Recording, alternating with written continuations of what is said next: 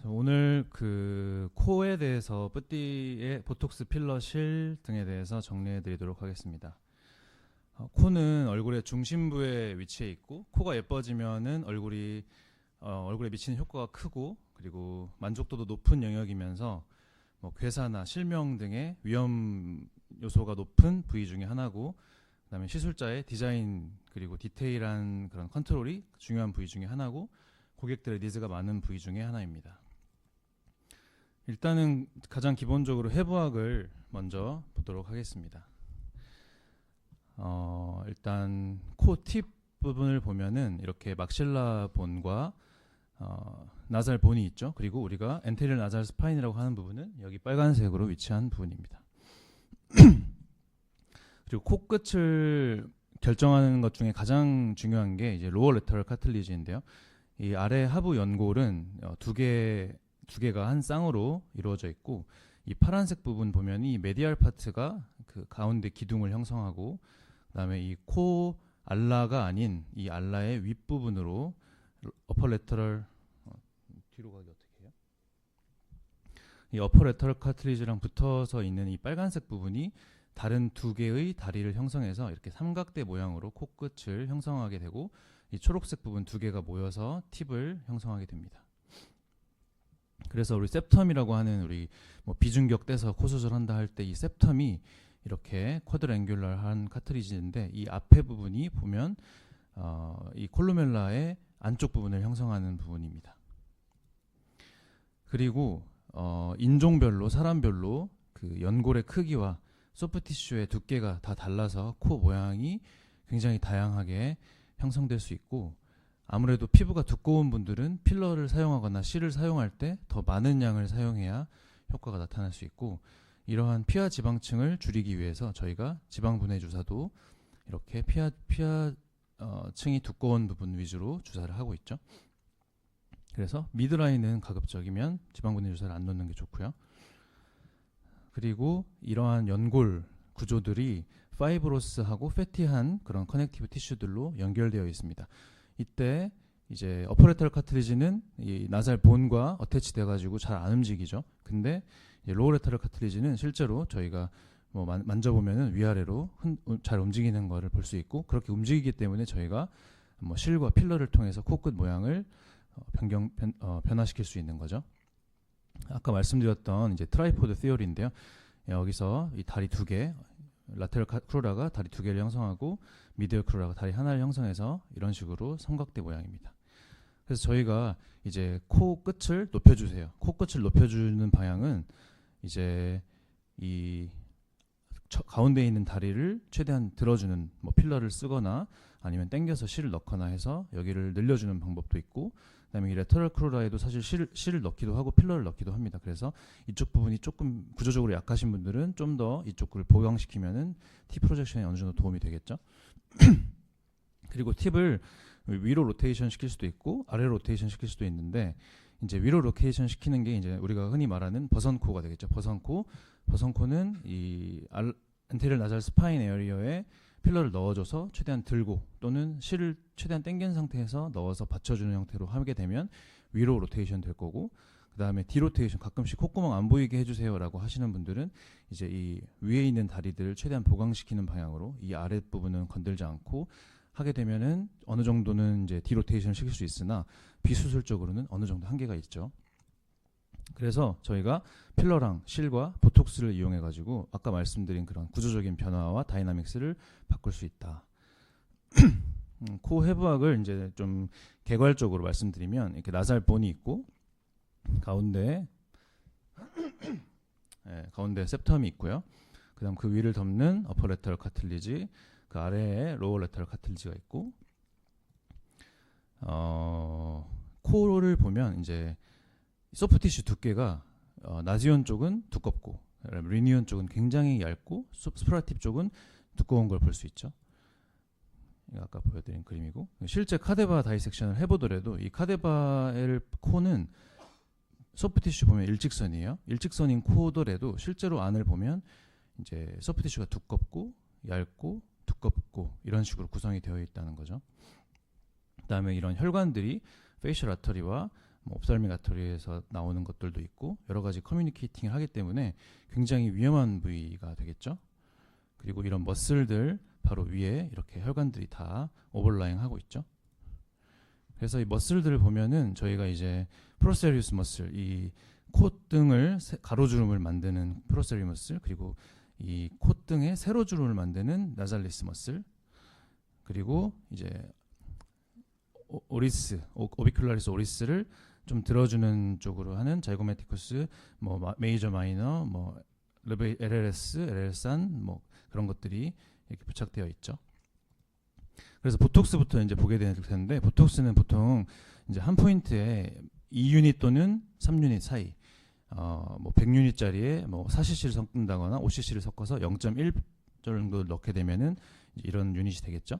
그래서 프로세리우 머슬 타겟은 뭐 한두 포인트 또는 콧등은 두세 포인트, 그 다음에 코끝 내리는 거는 뭐 두세 포인트, 그 다음에 콧볼 보톡스나 이런 쪽도 각각 양쪽 다 2포인트씩 해서 총 4포인트, 그리고 거미 스마일은 이제 근육 내에만 주는 게 아니고 이제 LLS랑 자이고매티쿠스 메이저를 타겟으로 양쪽 2개씩 해서 진피 내 보톡스 이렇게 주기도 합니다.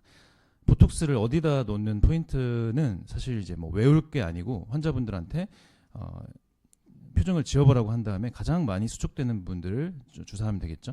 그리고 이 논문에 있는 피겨는 이제 그 보톡스를 얼마나 희석하느냐에 따라서 같은 유닛이라도 확산되는 정도가 다르다는 걸 보여주는데, 실제로 그래서 그런 부분들을 잘 염두에 두고 너무 묽게 희석하게 되면은 더 확산이 잘 돼서 주변 부분까지 먹을 수 있다는 거를 아시면 되겠습니다. 환자분한테 찡그려 보세요 해가지고 이렇게 가장 수축이 심한 부분들 위주로 주사를 하면 되겠죠. 그 다음에 이제 저희가 거미 스마일 같은 거 할 때는 이 너무 근육 내에 주게 되면 이제 어퍼립이 잘 안 움직이기 때문에 불편할 수 있어서 이 부분은 진피 내, 이 부분은 근육 내에 주입하면 되겠습니다. 그리고 디프레스 septi nasi 머슬은 여기 뼈에서부터 기원해서 로레터럴 카트리지 가기 때문에 이렇게 2포인트 정도 주시면 되겠습니다. 자, 이제 필러 넘어가겠습니다. 필러는 필러입니다. 채우면 되죠. 그래서 콧대, 비주 베이스, 코끝 또는 스마스 아래 또는 스마스 위, 뭐 니들, 캐놀라 쓸 수 있고 마취, 디자인, 그리고 마지막에 콧대에 있는 주름이나 뭐 포인트들을 위한 서브더멀, 인트라더멀 필러 부분 설명드리겠습니다. 이 그림을 보면은 이제 코의 각 부위들을 설명되어 있고요. 그다음에 디자인할 때는 일단 가장 중요한 게 팁부터 디자인하셔야 돼요. 왜냐하면 팁은 올라가는데 한계가 있기 때문에 팁을 먼저 만들어 놓고 나머지 부분 위에 있는 곡선을 만드셔야 원하는 모양대로 자연스럽게 구현이 되지, 위에서부터 높였는데 팁이 안 올라온다 하면은 굉장히 코가 자연스럽지 않은 모양이 될 수 있겠죠. 그 다음에 이런 너브 이너베이션들을 보면은 사실 인프라오비탈 포라멘이나 뭐 그 external branch of anterior ethmoidal nerve나 이런 것들이 있는데 실제적으로 저희 마취는 이제 anterior nasal spine 쪽이랑 엔트리 포인트 쪽이랑 나지온 쪽 이렇게 주입을 하기도 하고, 환자분들을 더 안 아프게 하려면은 아까 external branch of ethmoid 그쪽 부분이 연골과 이제 뼈의 그 경계 라테럴 월 쪽에 있는 그 부분을 조금 더 주사해 주시면 더 되겠습니다. 그래서 이제 스마스, 얼굴에도 스마스가 있고 코에도 이제 나살 스마스라고 불리는 머슬층이 있죠. 그래서 그 머슬 위로 넣느냐 아래로 넣느냐에 따라서 뭐 구별이 될 수 있는데, 위에는 베슬들이 있으니까 좀 굉장히 젠틀하게 조심하게 주입을 해야겠죠. 그래서 보시면 이제 보통 나지온 에어리어를 이제 채울 때 머슬 아래로 깊게 가가지고 볼루스 인젝션을 하게 되죠. 그래서 볼루스 인젝션을 하고 그 다음에 조금 이제 그거에 맞춰서 또 딥한 레이어로 어느 정도 필러를 채워줄 수 있습니다. 그렇게 돼서 이제 어느 정도 큰 틀을 만든 다음에 이 코 필러 디자인에서 중요한 게 이제 이 팁의 넓이인데요. 이 팁의 넓이가 그대로 뒤로 좀 가주세요.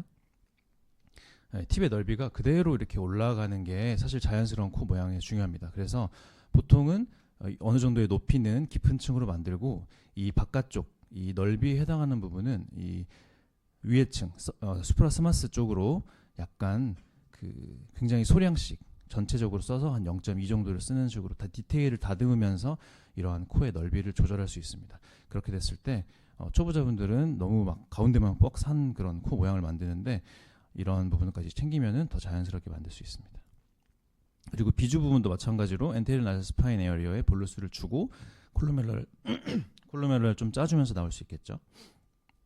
그 다음에 이런 팁 부분에도 뭐 0.2 정도의 필러를 그 카틀리지 위에 레이어 쪽으로 접근해서 주사를 해주시면 되고, 가끔씩 알라가 조금 모양이 좀 더 커지고 싶다, 좀 더 선명해지고 싶다 이런 분들은 알라까지도 그 들어가서 알라 마진에도 주사를 할 수 있습니다. 자, 펑처 사이트는 보통은 뭐 여기 코끝이랑 또는 니들로 사용하기도 하는데, 펑처 사이트는 다양할 수 있다는 걸 아셔야 됩니다. 주입하기 편한 쪽에 펑처 하시면 되고, 원하는 부위에 에피리도를 뭐 0.05나 0.1 정도 더미스 마취하고 더미스만 뚫어주고 캐놀라를 젠틀하게 이제 원하는 부위를 채워주면 되겠죠. 특히 험프가 심한 분들은 험프 위를 여기서 접근하면 험프 위를 다시 깊은 층을 들어가기 힘들어요. 그래서 이 험프를 마취해가지고 그 아래 거기서 접근하시면은 이쪽을 더 채우기가 쉽겠죠. 뒤로 한번 더 가주시겠어요? 뒤로. 그다음에 보통 이제 여기 부분을 채울 때 이 미간 쪽에서 펑처를 해가지고 또 깊은 층을 채우는 경우도 있습니다. 니들 캐놀라 둘 다 쓰셔도 되는데, 니들은 아무래도 날카롭기 때문에 여러 번 찔러야 될 때 혈관 손상 가능성이 좀 있을 수 있지만, 뭐 원하는 위치에 정확하게 딱 위치시키는 게 좀 용이하고 주입 후에 잘 안 움직이죠. 근데 캐놀라는 이제 가는 동안에 터널링이 좀 되니까 어느 정도 주입 후에 좀 이동을 할 수 있겠죠. 하지만 한 부위로 넓은 부위를 넣을 수 있고 혈관 손상이 적다는 가장 큰 장점이 있습니다. 하지만 항상 굉장히 젠틀하게 시술해야 되는 게 중요한 거고요. 그다음에 이제 마지막으로 필러의 마지막으로 마이크로 인젝션, 레트로그레이드 마이크로 인젝션 테크닉이 있는데, 이 부분은 이제 아까 뭐 딥한 레이어 그리고 스마스 위의 레이어까지 이제 완성도를 높였을 때 더 높이고 싶으면은 이런 부분들을 좀 하시면 되는데, 이거는 조금 이제 혈관이 있을 수 있는 위치이기 때문에 좀 뒤로 빼면서 아주 소량씩 주입하면서 뭐 코끝이라거나 아니면 이 엔테리어 나살 스파인 여기 콜루멜라 필트럼 앵글 쪽이나 이런 부분들을 좀 더 디테일하게 다룰 수 있습니다. 여기 논문 보시면 subcutaneously or intradermally not exceeding 0.05포인트 해가지고 레트로그레이드하게 마이크로 인젝션을 하고 있습니다. 자, 이제 실 넘어가겠습니다. 실은 흔히 이제 비주실, 콧대실 이렇게 있죠. 비주실 보면은 저희가 연고를 최대한 위로 당기고 이제 넣게 되는데, 걔는 역할이 리프팅이죠. 그리고 콧대는 그냥 필러 하듯이 채우는 건데, 걔는 역할이 필링입니다. 이 필링 이펙트는 굉장히 오래 가죠. 근데 리프팅 이펙트는 아무래도 조직이 떨어지려고 하기 때문에 좀 덜 오래 가는 게 좀 덜합니다. 그래서 이제 L자형 실도 있죠. L자형 실은 이제 콧대와 비주와 코끝까지 L자로 이어지는 실입니다. 이 실은 이제 리프팅과 필링을 같이 하겠죠. 그다음에 이제 실은 레이어도 어느 정도 되게 굉장히 중요한 포인트이기 때문에 핀치에 대해서 설명드릴 거고, 돌출 시 어떻게 할 것인지, 뭐 얕게 들어갔을 때 어떻게 할 것인지, 스핀 하면서 들어가는 거의 중요성을 설명드릴게요. 아까 보여드렸던 그림인데, 이 코는 보면 소프트 티슈가 thick하고 thin하고 thick합니다. 그렇기 때문에 이 부분을 너무 얕게 넣게 되면은 실 들어갔을 때 효과가 좀 적을 수가 있겠죠.